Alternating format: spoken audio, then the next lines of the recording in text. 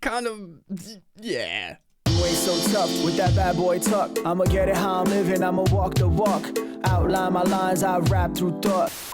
Hello friends, how's it going? How you doing? Welcome back to Football Therapy with me, your host Jan. I do hope you're doing learning English. I do hope you're doing well. Chelsea 2, or should I say Man City 4, Chelsea 2. Chelsea getting slapped up by Man City, more notably Erling Haaland, conceding 4 goals in the space of very little time indeed. Individual errors from Chelsea, was it all bad? We're going to discuss that today. Of course, Chelsea did get a couple of goals in this game late, in the second half at least.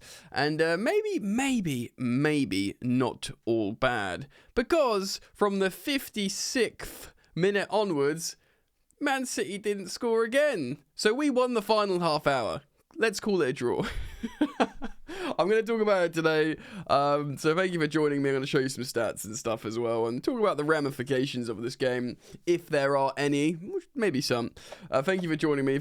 Please do consider supporting the content if you like it, if you enjoy it. Thank you for liking and subscribing. Hit the bell if you choose to subscribe so you get notified when I upload. Alright mate, for the first game in this preseason, I only watched the extended highlights. I watched 2 different versions of extended highlights of this game. I didn't watch the game itself. So I have to be very honest with that. I'll never lie to you, baby. Do you know what I mean? So I did see a lot. I've got the stats to show you as well and present to you. And I think being a preseason game, being Man City, I think like I've sort of learned enough, and we can talk about all that sort of stuff. So yeah, like I said, Man City are undercooked, we're undercooked. They used a rotated side, we used a relatively strong starting side, but we are, Moises Caicedo was clearly not ready for this game. He's not been integrated into the new Chelsea system well. Even though, Man City had a rotated side, they are absolutely so bedded in muscle memory wise to Guardiola football that they just don't have an issue. This guy's been there for 7 odd years. Let's take a look at the lineups on here. I'm using SofaScore, guys. As you can see, it's listed as a 4-2-3-1 with both teams, but we know that both these managers do hybrid formations. One thing, seeing Calvin Phillips back there is worrying for me that he's got a high score. But we know that great pro players, Oscar Bob, Erling Haaland, Grealish is good. McAtee's going to be a very, very tidy player. And yeah, heavily rotated, but we saw, of course, substitutions from Man City. A lot of players, a lot of squad players there. We saw a lot of subs from Chelsea as well. Now, obviously, notable thing looking at the lineup here, you'd have to say Mykhailo Mudryk playing right wing. Check out his heat map there. Very much a right winger. And that's interesting because everyone knows Mudryk as a left winger, of course, and if at times as well under Pochettino, he played quite well as a number 10, if you guys remember from last campaign, from last season. Down the middle behind a striker, he played quite well, Misha Mudryk. But no, playing as a right winger today, he did see the ball quite a lot at times. But yeah, very much an interesting experiment. So look, obviously the likes of Noni Madueke comes on, makes a huge difference. Here, neither of these guys in Kiernan Dewsbury Hall, let's just check out his heat map to confirm. Yeah, left winger, very much. As starting wingers, if you said to me, right, you're playing against Man City, the superstar Galactico team, you're going to be playing Dewsbury Hall at left wing and Mykhailo Mudryk at right wing, I'd be like, well, we're obviously going to lose. Christopher Nkunku played up top. Got a good rating here on SofaScore. You'll have to let me know how you think he played. Generally, because I, like I said, just watched extended highlights, had good moments.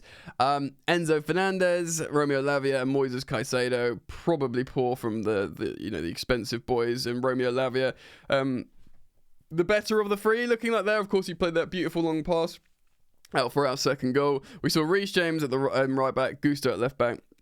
And then Colville and Tosin in front of Rob Sanchez. Now, of course, the narrative for this game, guys, is the moments in when Man City scored all 4 of those goals. They scored 2 in each half in about a space of a minute, as you can see there.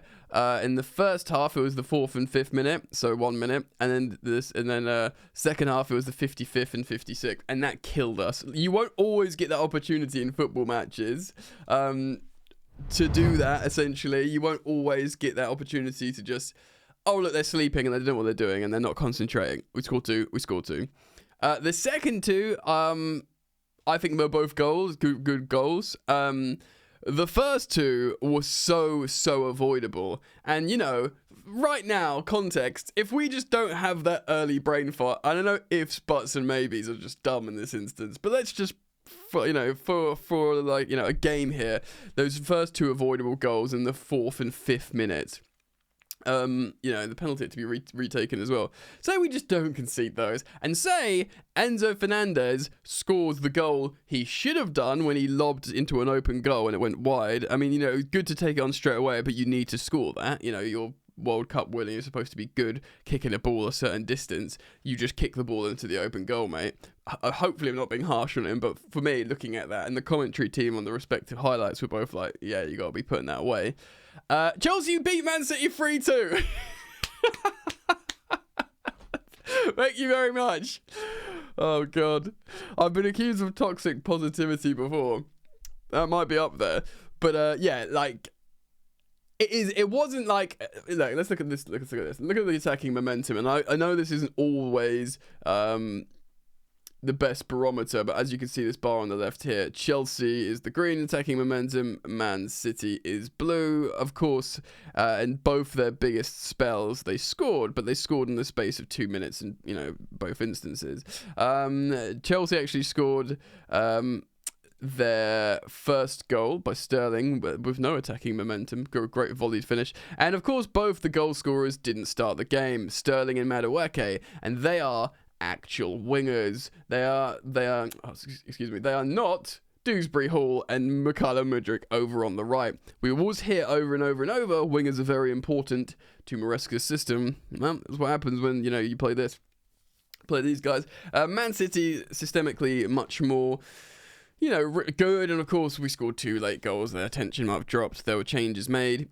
We did see changes ourselves. Look at that first half. Caicedo booking, Gusto booking, Fernandez booking. You can see it there on the bottom left. Really, really poor. Yeah, just I'll talk about mistakes, because I obviously saw the mistakes. Of course, we see the wingers come in the second half. Caicedo, who looked like he had a really bad time, comes out for Sterling. Mudryk comes off for Madueke to play the right winger. And of course, they score their 2 goals very early on in the second half, 10 minutes in. Sterling scores a nice... Just to talk about the goals, actually, I probably shouldn't I? Alright, so the first 2 early goals, it's a mistake, and there's lots of mistakes in this game from Chelsea. It's a poor touch from Tosin. I think both of the centre-backs were just seemingly very poor. Tosin, and then Levi Cole sort of clatters in the back of Erling Haaland. As much as Levi Cole was highly rated, and I think he's got a very high ceiling, good player, whatever, lots of teams wanted him, he does do that thing where he rides on the back of players in the box, which is a massive risk, bro.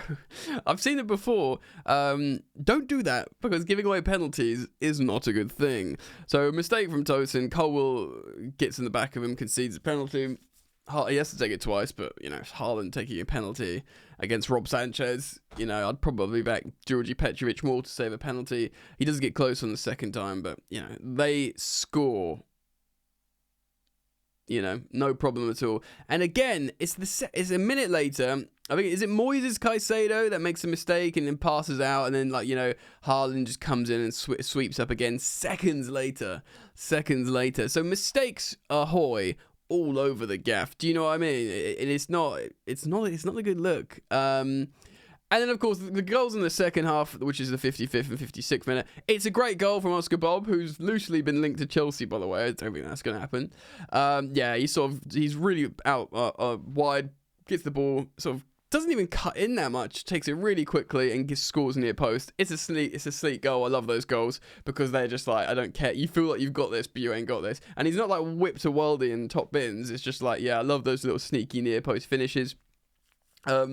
Callum Hudson-Odoi used to do those quite a lot, actually. Eden Hazard as well.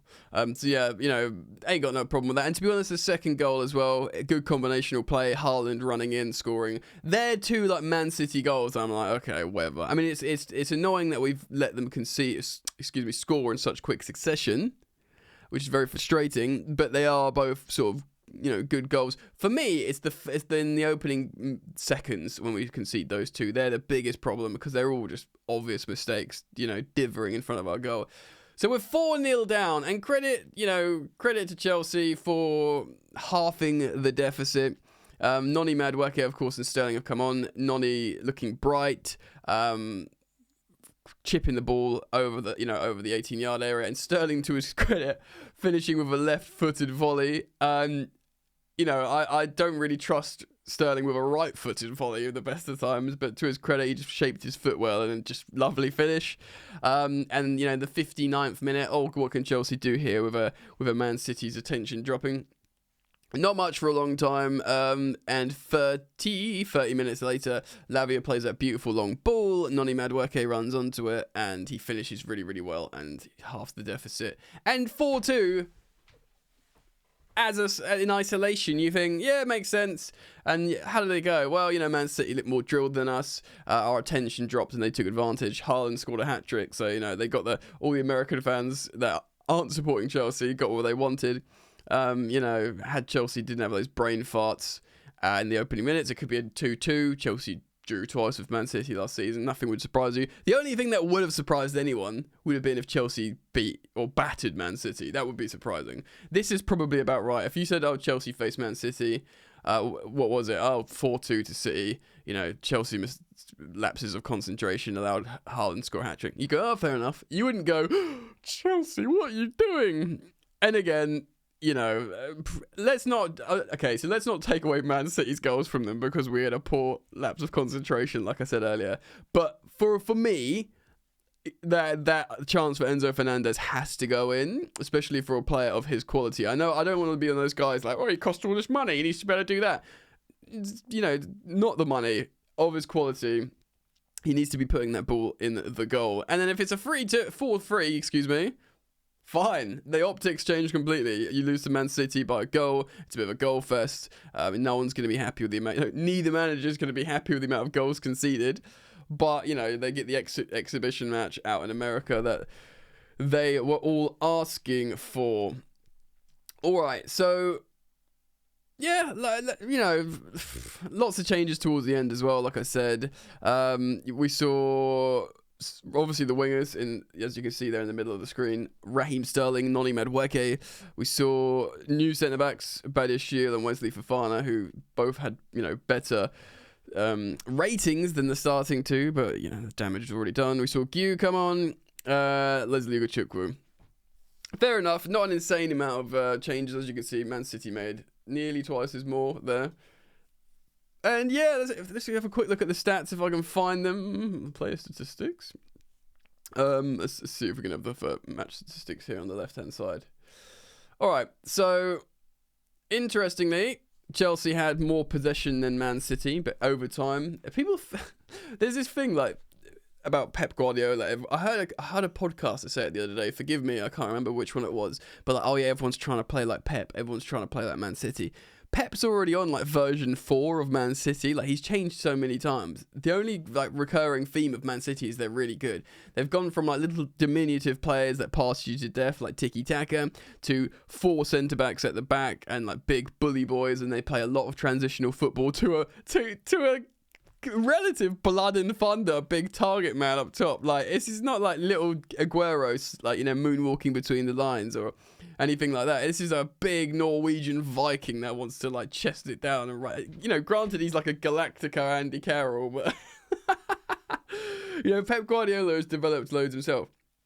Now, guys, this has just blown my effing mind.